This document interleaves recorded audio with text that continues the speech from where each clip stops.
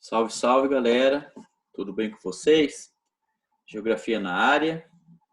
Terceira videoaula. Semana passada, só relembrando, não tivemos atividades, conteúdos, né? Tivemos a videoaula, só que foi uma conversa informal, né? Na realidade, falamos um pouquinho sobre questão da organização da rotina escolar. Não sei se vocês assistiram. Vocês estão muito quietos. Estou sentindo a falta de vocês. Sou carente, eu preciso que vocês conversem comigo. E vocês estão participando pouco das conversas. Todo vídeo estou falando. Pessoal, coloca lá seus comentários.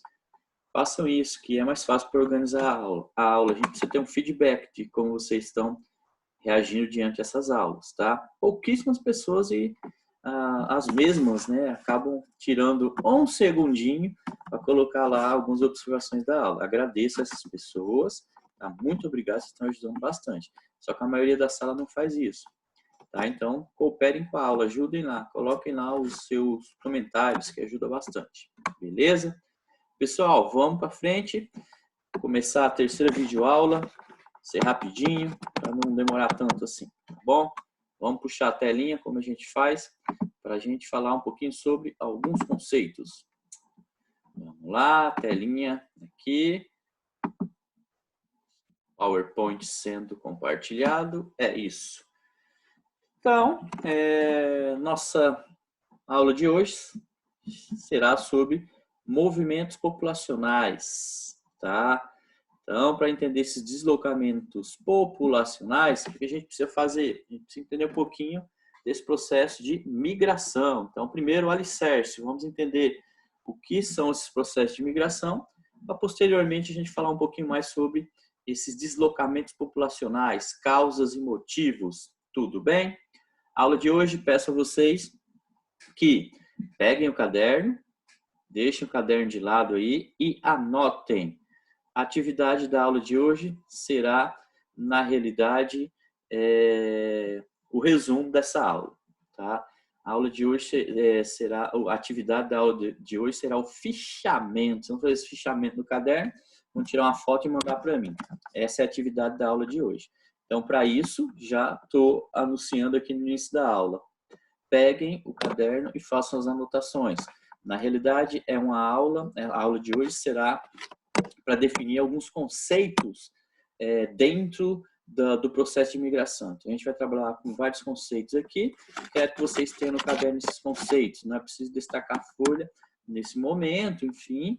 Tá? Deixa registrado no caderno que a gente vai utilizar em sala de aula quando a gente retornar. Tudo bem? Então, peguem caderno e caneta à mão para as anotações. Processo de migração. Unidade temática. Formas de representação e pensamento espacial.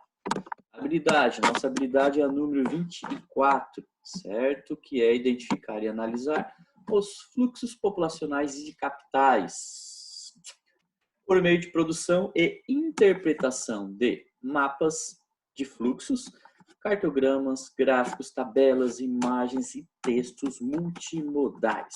Textos que apresentam várias, vamos dizer assim, características, né? Que esses textos eles dão assim uma margem para a gente trabalhar com várias coisas, imagem, figura, enfim, multimodais, múltiplas formas de trabalhar. O que eu pensei para essa aula? Vocês estão percebendo aqui que a gente tem uma habilidade aqui bem complexa. Para trabalhar essa habilidade, primeiro a gente vai falar um pouquinho sobre o básico, que é realmente a questão da migração. Então, vamos entender a questão da migração, os seus meandros, né, os seus desdobramentos. Aí, posterior, a gente vem para fazer a análise mais profunda e mais abrangente de tudo isso daqui, de mapas, de cartogramas, gráficos, enfim. Tá? Então, primeiro vamos fazer a aula introdutória desses conceitos. Tudo bem? Combinado? Vamos lá? O que é a migração?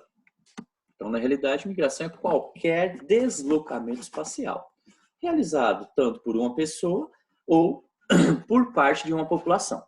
Tá? Dentro da migração, que é esse movimento, tá? E a gente pode colocar aqui também pauta aqui. Não só as pessoas fazem essa migração.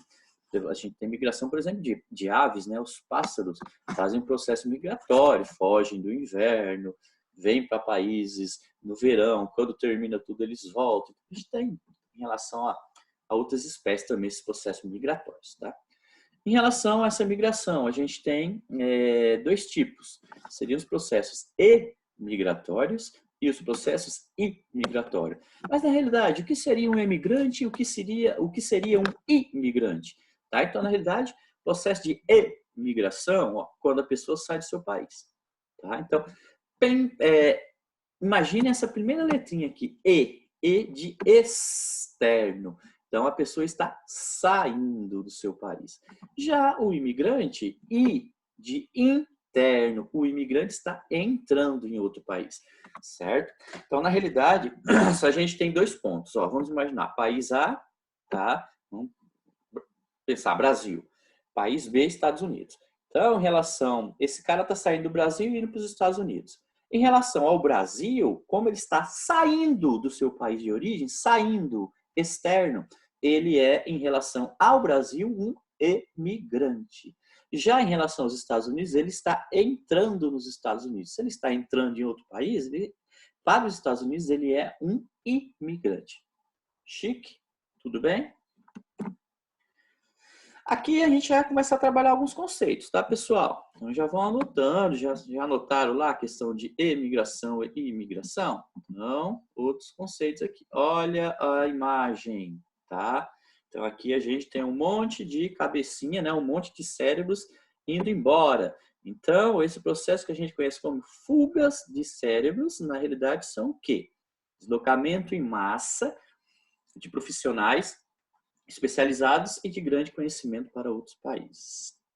Por que acontece isso? Primeiro, o país muitas vezes não oferece condições para que essas pessoas, para que esses doutores, enfim, pesquisadores, cientistas, não oferece condições para que essas pessoas deem continuidade à sua pesquisa, né? Geralmente as pesquisas elas são caras, elas requerem uma quantidade de laboratórios, enfim. Então, muitas vezes, alguns países não oferecem essas condições. Então, esses cientistas, esses profissionais especializados acabam indo para outros países, né? Para que essa pesquisa seja reconhecida em outros países, para que eles tenham toda ajuda de custo até, né, em relação a isso. Como vocês sabem, infelizmente, no nosso país, essa é uma questão muito séria. Vocês podem pegar, são dados que vocês encontram com muita facilidade em relação à questão de cada vez mais as bolsas, né, no Brasil, as bolsas que na realidade são ajuda financeira do governo, enfim, para ajudar estudantes que estão fazendo alguns projetos científicos. Muitas vezes essas bolsas são cortadas, né? Principalmente nesse novo governo agora, tem uma certa loucura de encontrar fantasmas, não sei, na questão da ciência, enfim. Mas a ciência, um país que não tem essas cabeças pensantes aí, vai demorar muito para esse país se tornar um país realmente com uma qualidade de vida interessante para a população. Muito triste isso, né? Vamos imaginar, por exemplo, que no Brasil tínhamos profissionais que estavam trabalhando com essas questões de infecções, de pandemias, estavam criando até muito próximo de vacinas, enfim. E vem todo um corte aí nas bolsas de ajuda de custo desses profissionais. Então, o cara que está fazendo isso, pesquisa, ele se entrega 24 horas para essa pesquisa, né? Então, ele precisa ter uma ajuda de custo, uma ajuda financeira, senão ele não consegue sobreviver, lógico. E aí vem o governo, vem os órgãos e cortam essas bolsas. Então, imaginem só, hoje, mais do que nunca, nesse momento atual de pandemia, seria super necessário que tivéssemos um investimento muito alto em relação a essas pesquisas. Então, vejam bem que quando a ciência está ausente, quando não existe, né, na realidade, esse incentivo à ciência, a situação do país fica bem delicada, bem complicada. E o país continua nesse patamar. A gente vende produto agrícola, que não agrega valor, e compra produto tecnológico. Então, a gente está no caminho inverso. Enquanto isso, os nossos profissionais eles acabam indo para outros países, onde lá sim são reconhecidos, lá tem todo o prestígio, né? Enfim, é uma coisa muito triste. Quando esses profissionais conseguem patentear alguma descoberta, alguma coisa, essa patente fica para o país que ele está. Então, por exemplo, tem um profissional brasileiro que está nos Estados Unidos. Ah, ele é brasileiro? Sim, mas a patente, o que ele inventou, o que ele criou, vai ficar patenteado para eles, para os norte-americanos, não para a gente, né? Infelizmente, é essa a vertente. Então, fuga de cérebros, na realidade, é isso. Quando o país perde muitos profissionais que são especializados, né, em alguma área interessante da ciência, e esses profissionais acabam tendo, né, sendo obrigados a irem sair do país, porque aqui a pesquisa deles não vão eles não vão conseguir dar continuidade na pesquisa, enfim, não tem incentivo, e até diria assim, uma perseguição, né, por conta dessa questão de ciência, hoje mais do que nunca. Tem uma contraposição muito séria em relação a isso, porque a ciência diz o seguinte, que se a gente tomar alguns devidos cuidados, a gente pode minimizar os impactos dessa pandemia. E temos alguns políticos que chegam em público e dizem que isso não é real. Então é uma coisa muito complicada. Vocês percebem que quando a gente fala isso, pode parecer que estamos falando lá da Idade Média, mas não é da Idade Média, é recente, né? É incrível isso, enfim. Então, esse primeiro conceito nosso é fuga de cérebros. Tudo bem? Entenderam? Vou falar mais um pouquinho dele. Essa imagem aqui, ó, Copa do Mundo no Brasil, né? Infelizmente, tivemos uma Copa do Mundo. A gente poderia ter investido todo o dinheiro da Copa do Mundo para dar teto para algumas pessoas, enfim, para dar alguma assistência social, mas gastamos horrores para fazer uma Copa do Mundo, depois a Olimpíada, enfim, então coisa um pouco desgastante. Mas enfim, aqui vocês têm uma coisa super interessante, brilhante. Essa pessoa aqui, vocês vão perceber que ele está com uma roupa, né, que está no seu corpo. E essa pessoa aqui, ele não tem movimento nenhum do pescoço para baixo. Ele é tetraplégico. Não tem movimento nenhum do pescoço para baixo, né? E com essa roupa aqui, vocês estão percebendo que ele está em pé e ele está chutando uma bola. Olha que coisa incrível isso. Imagina só, a pessoa sem nenhum movimento, de repente, ela usa uma roupa aí super moderna, com chips na cabeça, enfim, e ela consegue movimentar os seus membros. Fantástico, né? Vocês sabiam que um dos pesquisadores que está à frente dessa pesquisa, desse tipo de roupa aí, é um brasileiro? Sim, é um brasileiro. Só que esse brasileiro, infelizmente, ele não está mais no Brasil. Ele teve que sair do país porque justamente não encontrou aqui no país condições para que continuasse sua pesquisa. Então, olha só. E isso a gente vai perdendo. Isso é uma coisa terrível, né? O país que perde aí as suas cabeças pensantes é muito triste. E aí, se a gente acaba perdendo muito isso, a gente acaba votando em pessoas erradas, infelizmente.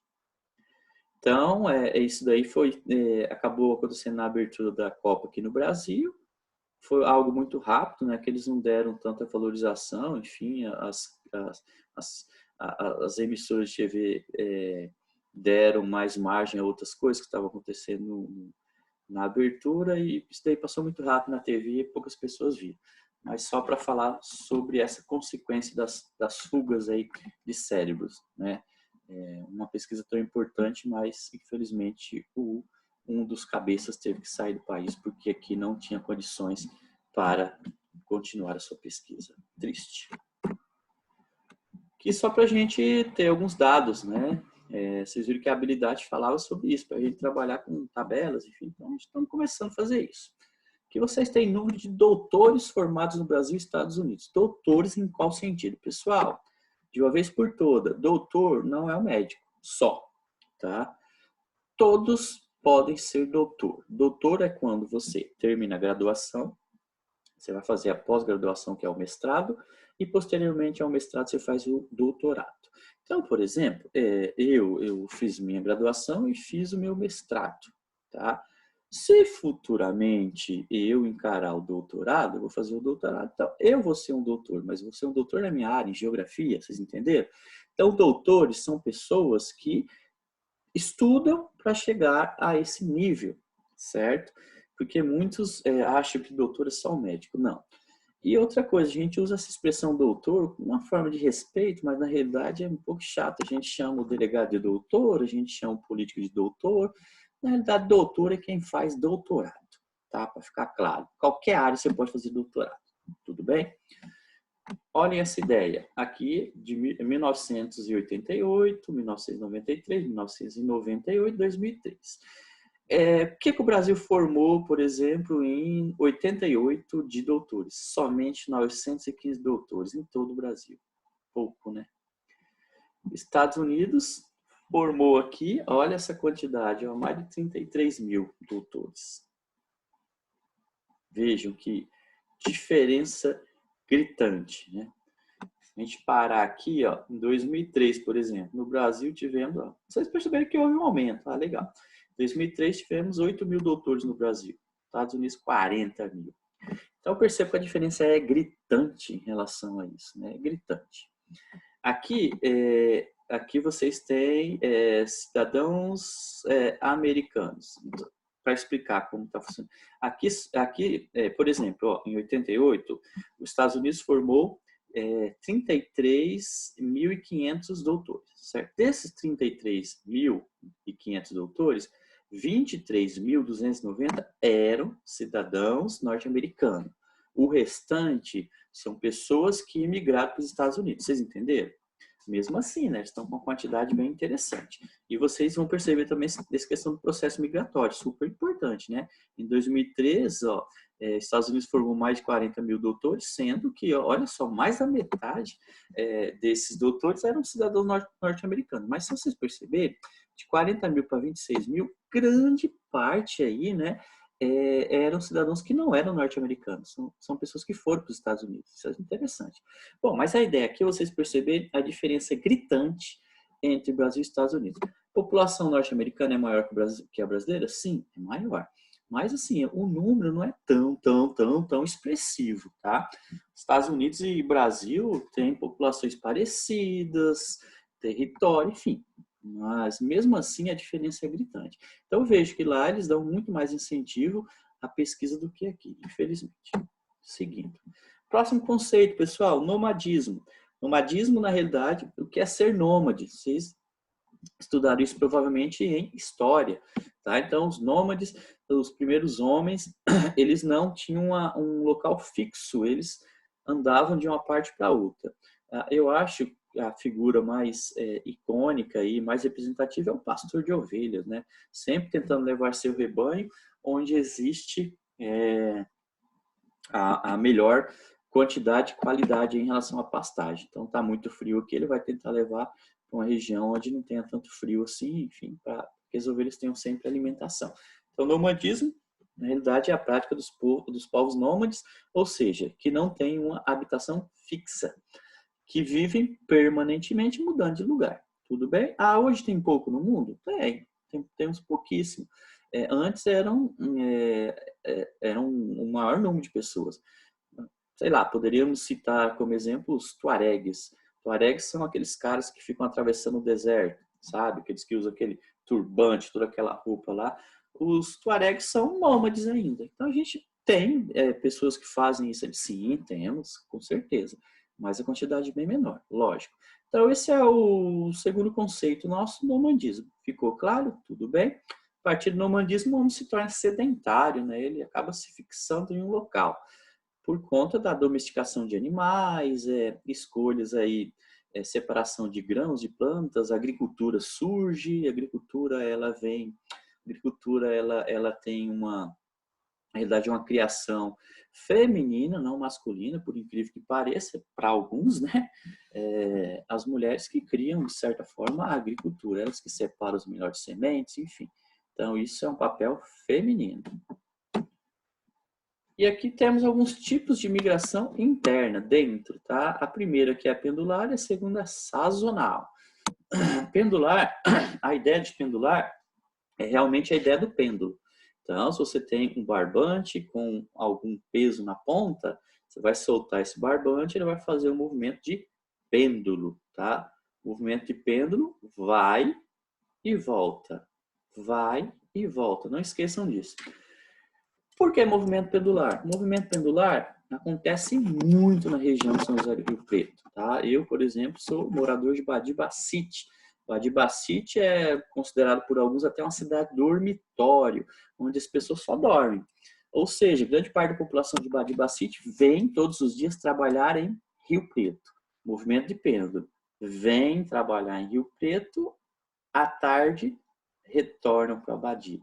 Vai e volta. Então, o movimento pendular é isso, um movimento de trabalhadores que saem da sua residência, se dirigem a outra cidade, ou até mesmo dentro da mesma cidade. Se a gente pegar o exemplo de São Paulo, capital, é gigantesco, né? Então, dentro de São Paulo, a pessoa sai, dentro de São Paulo vai trabalhar, demora horas e horas no transporte e para chegar no seu serviço, depois à tarde retornar. Então, cidades maiores não precisa ser nem de uma cidade para outra, pode ser dentro da mesma cidade.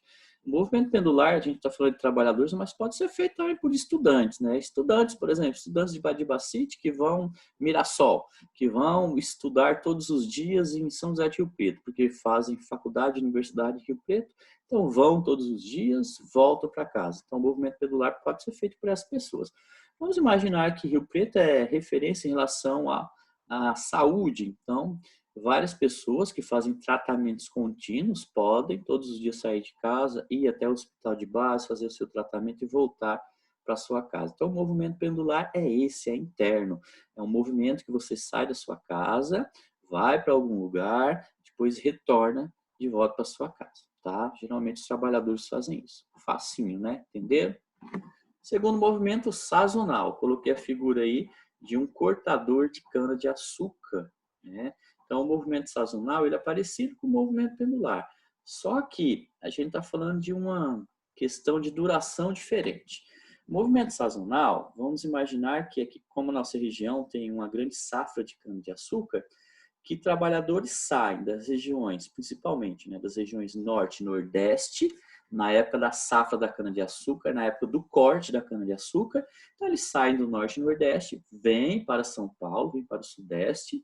Aqui eles ficam durante um tempo maior, que seria o tempo justamente do corte da safra da cana-de-açúcar. Então, enquanto houver o corte, né, essa safra, eles vão estar aqui. Quando acaba essa safra, o que eles fazem? Voltam para os seus estados de origem. Então, percebam que o movimento sazonal tem a ver com sazonalidade.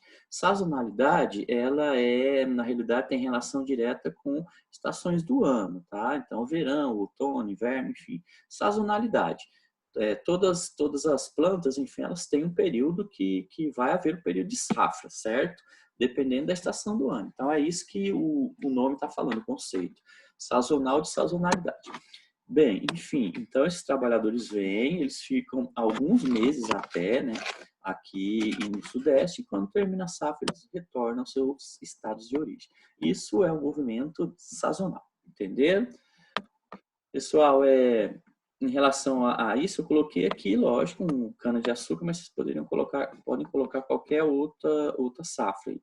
Sei lá, vamos pegar o exemplo de bebedouro, conhecido pela questão da laranja. Pode ser a safra de laranja também, não tem problema algum, certo? Então, movimento pendular, movimento sazonal. Tudo bem? Seguindo. Xenofobia. Xenofobia é o medo ou aversão ou a profunda antipatia em relação aos estrangeiros. A desconfiança em relação a pessoas estranhas ao meio daquele que as julga ou que vem de fora do seu país com uma cultura, hábito, raça, não é estranho, essa palavra a gente não está mais usando, mas por ser xenofobia, né, os caras usam isso. Ou religião diferente. Então, na realidade, xenofobia seria um pré-conceito, um conceito que não foi formado ainda. Essa ideia de que quem vem de fora, ele pode estar mudando a sua cultura local. Isso que a gente geralmente escuta, né, nas ruas. Inclusive, isso a gente presencia muito. Sei lá, tivemos a entrada no Brasil de haitianos, pessoal da Venezuela, bolivianos, por exemplo. Nossa região tem muito boliviano. Badibacite tem muitos.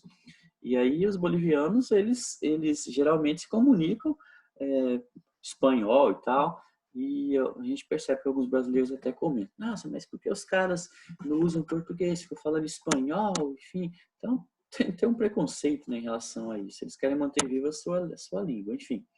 Mas a xenofobia, ela chega vias de fato, de pessoas serem, sofrerem violência física, inclusive até mortes, né? Já tivemos aí registro de várias pessoas sendo mortas apenas por estar vindo de outro país, ter uma cultura diferente, é uma coisa totalmente horrível, né? Então, a xenofobia é uma das partes escuras aí, negras, de todo o processo de imigração, né? Os, o pessoal, porque na realidade o migrante ele sai do seu país de origem, mas ele quer para um país que talvez ofereça melhores condições de vida, condições financeiras. Então, no caso, lógico que eles vão procurar o quê? Europa ou Estados Unidos. E justamente esses países, eles não, de certa forma, têm um preconceito muito grande para os imigrantes que vêm de fora. Então, isso é bem complicado, né? Aqui, por exemplo, na imagem vocês têm uma propaganda política de Portugal, só para vocês entenderem que o negócio é bem grave. Então, aqui vocês vão ter eles falando o seguinte: imigração, nós dizemos não.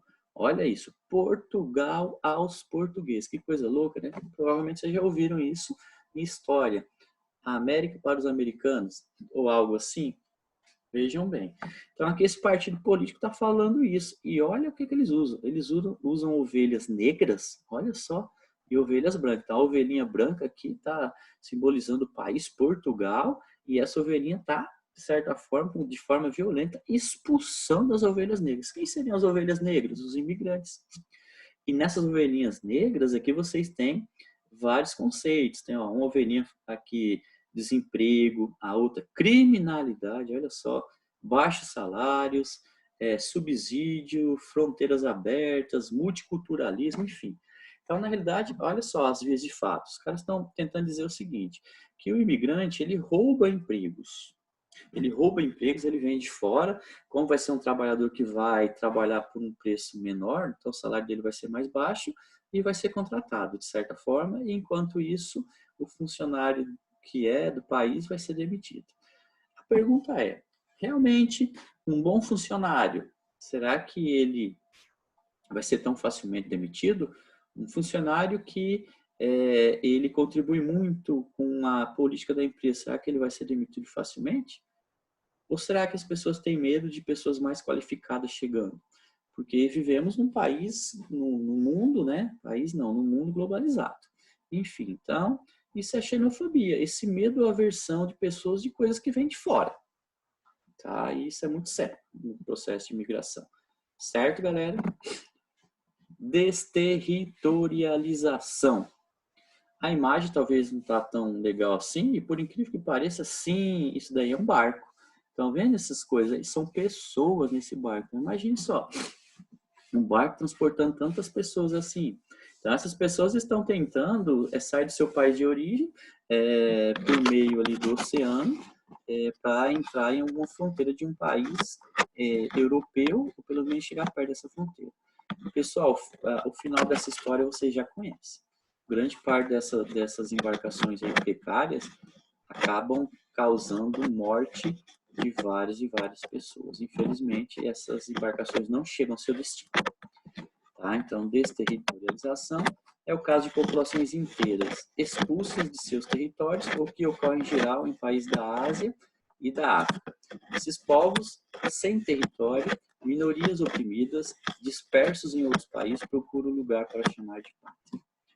A gente poderia usar como exemplo aqui o caso da Síria, né? Por conta do grupo terrorista chamado Estado Islâmico, vários sírios estão fugindo do seu país. Então, o que acontece? A população assíria, houve um esvaziamento populacional gigantesco na Síria. Poderíamos estar relacionando ao processo de desterritorialização. É algo bíblico, né?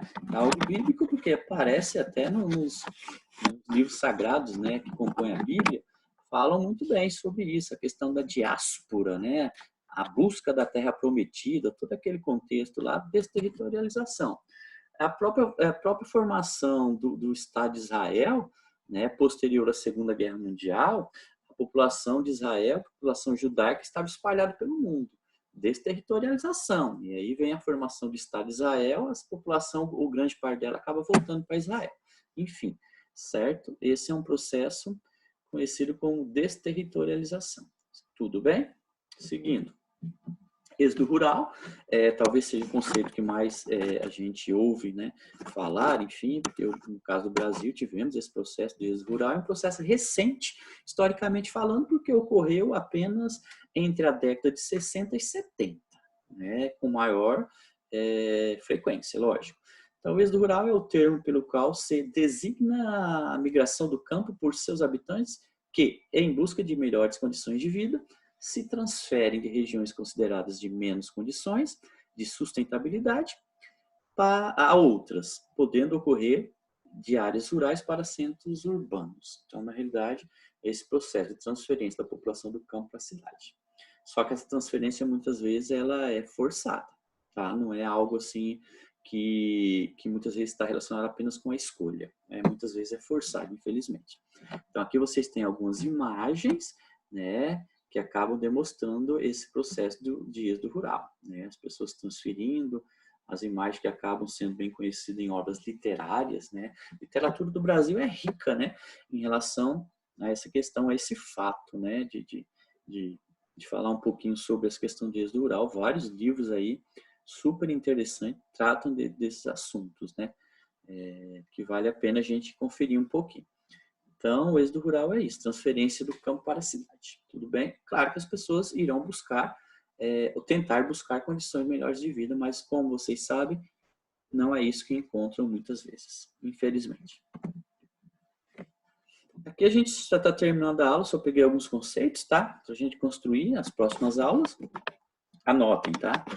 Aqui temos duas ideias, atração e repulsão. Bom, primeira coisa, por que as pessoas saem do seu local de origem? Por várias questões. Pode ser por uma questão econômica, pode ser por uma questão climática. Exemplo, Nordeste, as pessoas saem por conta da seca. Pode ser por uma questão bélica, países que estão em guerra. Exemplo, como a gente comentou agora, Síria. As pessoas fogem lá e está tendo um conflito armado, enfim. Então, vários são os motivos que as pessoas acabam saindo do seu país de origem, tá? Algumas partes do mundo, elas atraem pessoas. Outras partes do mundo, a gente tem uma ideia de repulsão. Como assim? A esse termo, a gente tem dois conceitos. O primeiro conceito é de áreas ecúmenas. Áreas ecúmenas, áreas de fácil acesso e habitação. Exemplo, vales, próximo a rios, enfim. Lembre-se que as primeiras civilizações são hidráulicas, elas têm uma relação muito forte com os rios, né? Pensem, por exemplo, no Egito, né? A população egípcia ali em relação ao rio Nilo. Pensem no rio Tigre e Eufrates ali da Mesopotâmia, enfim. Então, geralmente são áreas que atraem, são áreas que o acesso ali, a habitação é fácil. Já, por outro lado, contrário a isso, temos as áreas anecúmenas. Anecúmenas, áreas de difícil fixação humana. Exemplo, montanhas, desertos, sei lá, círculo polar ártico. O que eu gostaria de deixar claro é que existem pessoas que vivem. Sim, pessoas vivem nesses locais. Pensem na ideia dos inuits, os esquimós. Os esquimós vivem em áreas inóspitas. Só que a quantidade de pessoas que habitam essas regiões é bem pouca. São pouquíssimas pessoas. Tá? Mas áreas anicúmicas são áreas que têm um acesso bem difícil. Tudo bem? Essa é a ideia dessas duas áreas aqui. Bom, pessoal, a gente está terminando a aula, certo? Então, o que fizemos hoje? A gente está trabalhando um pouquinho. Para chegar nesse conceito aqui, nessa habilidade, a gente precisa primeiro construir um pouquinho. Então, estamos construindo a ponte para a gente atravessar até aqui. Tá? Então, como a habilidade, a ideia da habilidade é essa, trabalhar, identificar e analisar os fluxos populacionais. Antes disso, como eu estou fazendo, a gente precisa entender um pouquinho sobre migração, o que é, quais os principais conceitos. Então, essa aula de hoje foi para isso, para a gente entender esses principais conceitos, para depois a gente começar a aprofundar. Tudo bem? Vamos dividir as aulas em partes para não ficar muito extensas, tudo bem? Então, o que fizemos hoje? Falamos um pouquinho o que é, né, o conceito de migração, a ideia de emigração e imigração. Falamos um pouquinho sobre alguns outros conceitos, como fuga de cérebros, a ideia de nomadismo, migrações internas como pendular e sazonal, xenofobia, desterritorialização, êxodo rural, certo? E definimos áreas de repulsão e atração. Tudo bem? Essa foi a aula de hoje. Espero que tenham gostado. Foi mais rápida, mais dinâmica. A atividade, não esqueça, falei no início da aula, vou repetir agora. A atividade é o fichamento dessa aula que vocês acabaram de ter.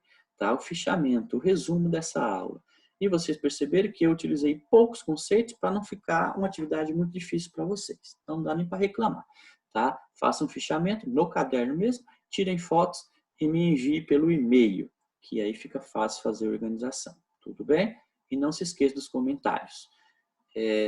Vou acabar achando que vocês estão detestando essas aulas.